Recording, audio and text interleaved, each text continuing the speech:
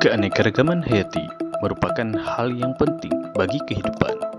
Keanekaragaman hayati berperan sebagai indikator dari sistem ekologi dan sarana untuk mengetahui adanya perubahan spesies. Keanekaragaman hayati juga mencakup kekayaan spesies dan kompleksitas ekosistem sehingga dapat mempengaruhi komunitas organisme, perkembangan, dan stabilitas ekosistem. Indonesia dikenal oleh masyarakat dunia sebagai salah satu negara mega biodiversity. Sebutan ini didukung oleh keadaan alam di Indonesia dengan iklim tropis yang menjadi habitat yang cocok bagi berbagai flora dan fauna. Hal ini menjadikan keanekaragaman hayati atau biodiversitas di Indonesia menjadi terhitung sangat tinggi. Berdasarkan geografis, Indonesia terletak di antara 6 derajat lintang utara sampai 11 derajat lintang selatan. Artinya, Indonesia berada di daerah tropis. Daerah tropis memiliki ciri khas di mana suhu rata-rata antara 26 derajat Celcius sampai 28 derajat Celcius.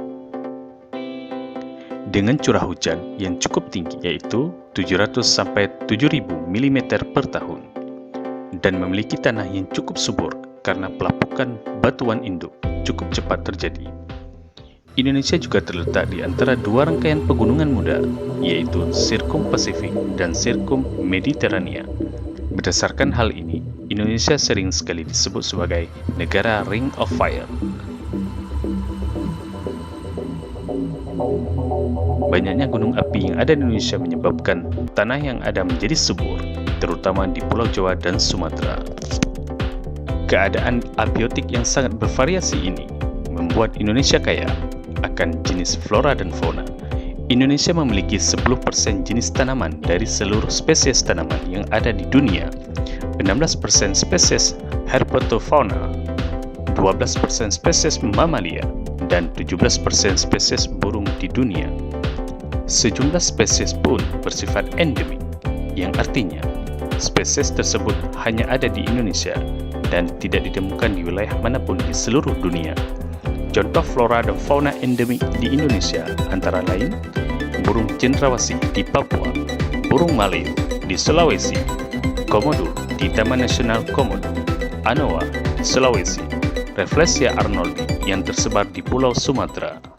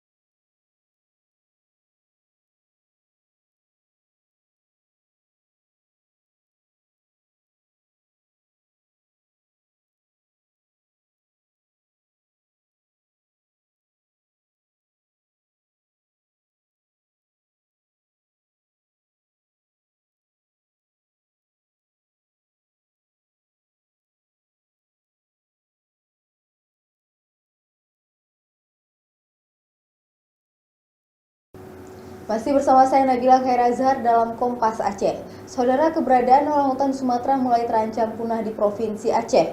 Kepunahan orangutan disebabkan kerusakan hutan perburuan liar dan alih fungsi hutan menjadi lahan perkebunan. Satwa yang dilindungi negara ini mulai terancam punah. Pasalnya habitat mereka terganggu oleh aktivitas merusak hutan, perburuan liar serta alih fungsi hutan menjadi lahan perkebunan. Dengan adanya Undang-Undang Perlindungan Satwa Nomor 5 Tahun 1990 tentang konservasi sumber daya alam hayati dan ekosistemnya, seharusnya orangutan terlindungi dari kepunahan. Namun, faktanya berbanding terbalik dengan keberadaan orangutan Sumatera yang kian terancam punah. Dari data International Conservation Union atau IUCN mencatat sisa orangutan Sumatera hanya berjumlah 13.400 individu. Selama ini, konflik orangutan dengan manusia kerap terjadi di beberapa wilayah, seperti di kawasan Pining, Aceh Tengah, Rawatri, Panagan Raya, serta di Subulu Salam. Orangutan di daerah itu mulai terisolasi dari kawasan akibat habitat mereka menjadi kawasan perkebunan dan perburuan maupun penjualan bayi orangutan. Bisa memastikan habitat-habitat satwa ini juga bisa terlindungi. Salah satunya tadi orangutan. Beberapa kali kita kan melakukan evakuasi orangutan misalnya di wilayah Tripa, wilayah Babahrot. Itu kebanyakan kita bawa ke pusat reintroduksi yang ada di Aceh Besar misalnya. Dan memang kebanyakan ini orangutan yang berasal dari wilayah gambut di Aceh. Perlindungan orangutan di Aceh tidak menjadi prioritas pemerintah Aceh. Padahal, orangutan berperan penting bagi regenerasi hutan melalui buah-buahan maupun biji-bijian yang mereka makan. Nova Misdayanti, Kompas TV, Banda Aceh.